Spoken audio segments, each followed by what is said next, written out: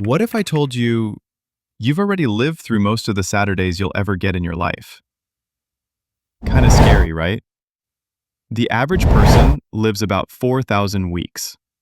If you're 30 years old, you've already used up nearly half. We keep saying someday I'll travel. Someday I'll start that business. Someday I'll slow down and enjoy life. But someday is a dangerous word because someday often never comes. Chapter 1. The Illusion of Time. Remember how long summers felt when you were a kid? One day felt like a week. Everything was new, exciting, and vivid. But now, years pass like months. We blink, and it's December again. Here's why. As kids, everything was a first. Your brain was constantly recording. New experiences, new places, new faces. That made time feel slow. But as adults, same routines, same commutes, same screens. Our brains stop recording. And when nothing feels memorable, life flies by. So how do we slow time down again? Simple. Do more new things. Take a different route home. Try a weird hobby. Start random conversations. The more novelty you add to your life, the longer it feels. Time doesn't stretch by watching the clock. It stretches by living fully.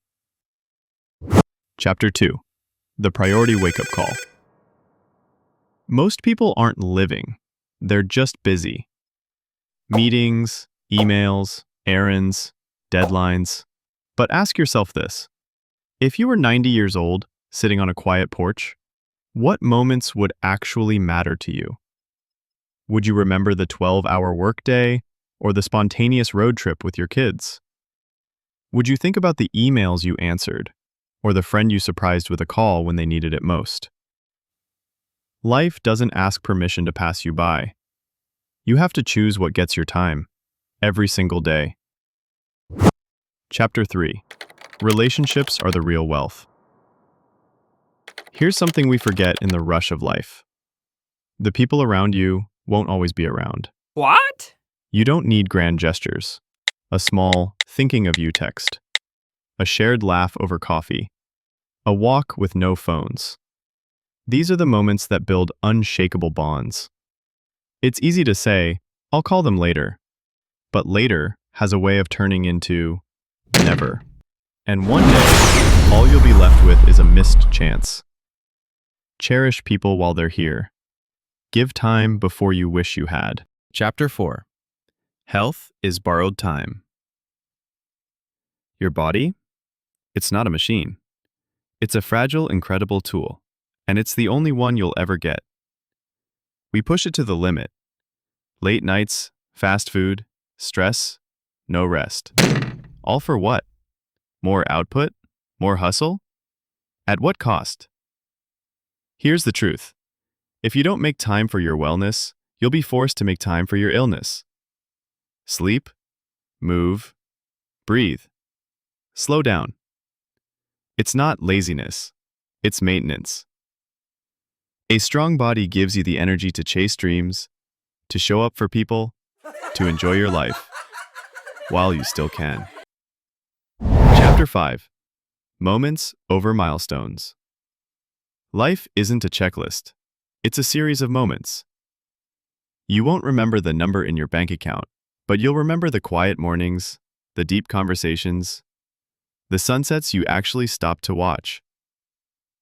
We wait for the perfect time to live. After the promotion, after the wedding, after we figure things out. But real life is happening now, in the middle of the chaos. The joke that made your friend laugh until they cried. The dinner where everyone put their phones away. The night you walked under the stars with no plan at all.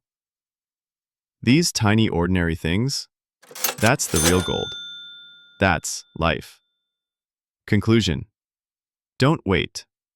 Live. Here's the thing. Time will pass whether you use it well or not. You don't need a big plan. You just need to start. today. Call someone you love. Try something new. Sit outside and watch the sky change. Do one thing that reminds you you're alive. Because life isn't something to be survived. It's something to be enjoyed. So go on. Enjoy your life while it lasts.